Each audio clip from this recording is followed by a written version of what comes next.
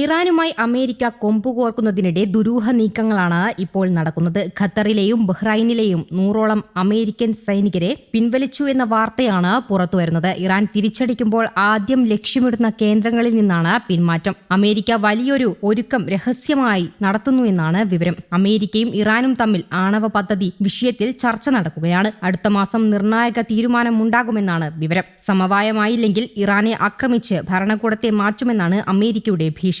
ഇതിന് അമേരിക്ക പിന്തുണ പ്രഖ്യാപിക്കുകയും ചെയ്തു. ഖത്തറിലെ അൽ ഉദൈദ് വ്യോമതാവളത്തിൽ അമേരിക്കയുടെ 10,000-ലധികം സൈനികരുണ്ട്. അവിടെ നിന്ന് US സൈനികരെ ഒഴിപ്പിക്കുന്നു എന്നാണ് വാർത്ത. അഫ്ഗാനിലും സിറിയയിലും ഇറാഖിലും അമേരിക്ക ആക്രമണം നടത്തിയപ്പോൾ എല്ലാ നീക്കങ്ങളും നിരീക്ഷിച്ചിരുന്നത് അൽ ഉദൈദ് താവളം കേന്ദ്രീകരിച്ചായിരുന്നു. എന്നാൽ പുതിയ നീക്കത്തിൽ അമേരിക്ക ഇതുവരെ പ്രതികരിച്ചിട്ടില്ല. കഴിഞ്ഞ ജൂണിൽ അമേരിക്ക ഇറാനെ ആക്രമിച്ചിരുന്നു. ഇറാൻ തിരിച്ചടിച്ചത് ഖത്തറിലെ അൽ ഉദൈദ് താവളത്തിലാണ്. പക്ഷേ അന്ന് നഷ്ടങ്ങളൊന്നും റിപ്പോർട്ട് ചെയ്തിരുന്നില്ല. എന്നാൽ ഇത്തവണ കാര്യങ്ങൾ മറിച്ചാണ്. ഇറാനെ ആക്രമിച്ച് ഭരണകൂടത്തെ അട്ടിമറിക്കുകയാണ് അമേരിക്കയുടെ ലക്ഷ്യമത്രേ. ഇസ്രായേലിന്റെ കടുത്ത സമ്മർദ്ദത്തെ തുടർന്നാണ് അമേരിക്ക ഈ നീക്കത്തിന് മുതിരുന്നത് എന്നും റിപ്പോർട്ടുകളുണ്ട്. യുദ്ധം തുടങ്ങിയാൽ ഇസ്രായേൽ US സൈന്യത്തിന് പിന്തുണ പ്രഖ്യാപിച്ചേക്കും. ബഹ്റൈനിൽ അമേരിക്കൻ നാവികസേനാ കേന്ദ്രവുമുണ്ട്. ഇവിടെയുള്ള സൈനികരുടെ എണ്ണം കുറയ്ക്കാനും അമേരിക്ക നീക്കം തുടങ്ങിയിട്ടുണ്ട്. എന്നാൽ അമേരിക്കയ്ക്ക് ഗൂഢമായ ചില ലക്ഷ്യങ്ങളുമുണ്ട്. അതിന്റെ ഭാഗമായാണ് ഈ നീക്കം. UAE, Iraq, Syria, Kuwait, Saudi Arabia, Jordan, UAE എന്നീ പശ്ചിമേഷ്യൻ രാജ്യങ്ങളിലും US സൈനികരുണ്ട്.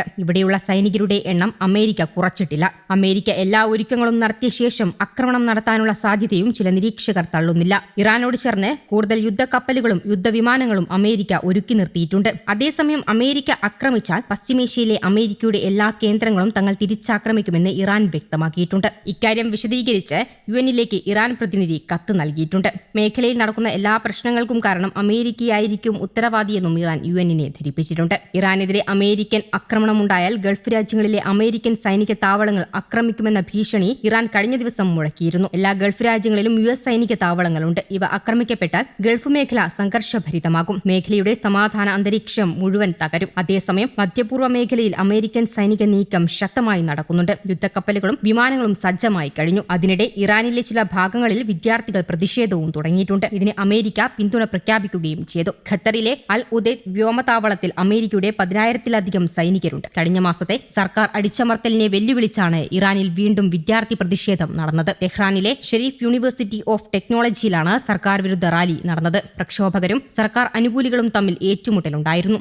ഏകാധിപതിക്ക് മരണം എന്ന മുദ്രാവാക്യം ഉയർത്തിപ്പിടിച്ചായിരുന്നു വിദ്യാർത്ഥികൾ പ്രതിഷേധിച്ചത്. ഇറാനെതിരെ അമേരിക്ക സൈനിക സന്നാഹം വർദ്ധിപ്പിക്കുന്നതിനിടെയാണ് വീണ്ടും വിദ്യാർത്ഥി പ്രതിഷേധം അരങ്ങേറിയത്. പരിമിതമായ സൈനികാക്രമണം പരിഗണിക്കുകയാണെന്ന് പ്രസിഡന്റ് ഡൊണാൾഡ് ട്രംപ് പ്രഖ്യാപിക്കുകയും ചെയ്തിട്ടുണ്ട്. അതേസമയം കരാറിലെത്താനായില്ലെങ്കിൽ ഇറാനെതിരെയുള്ള നടപടികൾ US സജീവമായി ആലോചിച്ചു വരികയാണ്. മധ്യേഷ്യയിൽ 22 വർഷത്തിനിടയിൽ ഏറ്റവും വലിയ സൈനിക സന്നാഹങ്ങൾക്കാണ് ട്രംപ് ഉത്തരവിട്ടിരിക്കുന്നത്. ഇറാനു നേരെ ആക്രമണം നടത്താൻ ട്രംപ് തീരുമാനിക്കുകയാണെങ്കിൽ ആഴ്ചകളോളം നീണ്ടുനിൽക്കാൻ സാധ്യതയുള്ള നടപടികൾ വരെ പദ്ധതിയിൽ ഉൾപ്പെടുത്തുമെന്ന് US പറഞ്ഞു. ഇതുവരെ ട്രംപ് ഏതെങ്കിലും പ്രത്യേക സൈനിക നടപടിക്ക് ഉത്തരവിട്ടിട്ടില്ലെന്നും സൂചനയുണ്ട്. എന്നാൽ പ്രസിഡന്റിന്റെ എല്ലാ ആവശ്യകതകളും നിറവേറ്റുന്ന ഒരു ഉടമ്പടിയിലേക്ക് എത്താനുള്ള സാധ്യത കുറഞ്ഞുവരുന്നതായി പലരും ഇപ്പോൾ പറയുന്നുണ്ട്. യുറേനിയം സമ്പുഷ്ടീകരണം പൂർണ്ണമായും ഉപേക്ഷിക്കുന്നതുപോലുള്ള ആവശ്യങ്ങളോട് ഇറാൻ സ്വീകരിക്കുന്ന നിലപാട് തന്നെയാകും ഇപ്പോൾ ശ്രദ്ധേയം.